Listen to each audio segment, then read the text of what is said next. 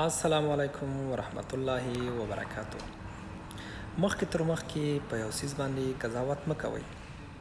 هغه ځکه چې یو 40 کلن ځوان د خپل پلار سره په سفر باندې په اورګاډي کې ټرین کې روان و، نو پلار ته یې وویلې د کړکۍ نه یې کتلې، پلار ته یې پلاره هلته وګوره، ونې چې دي شاته پاتې کېږي او حرکت شاته کوي. پلار یې په خندا سو.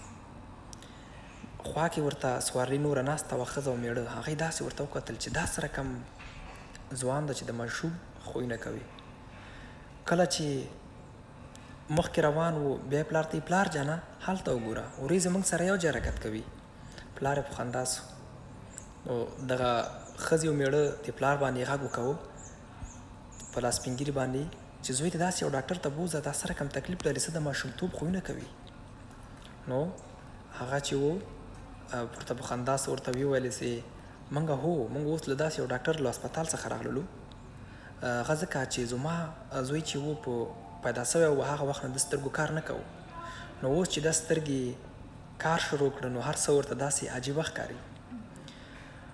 نو صاحب د هغه باندې مخکې تر مخکې قضاوت مه کوئ، ځکه چې په دنیا کې هر انسان شاته یو غټه کیسه پرته وي، نو هغه کیسه کولی سي چې تاسو ته سورپرایز او یا تاسو حیران کړي دغه کیسه.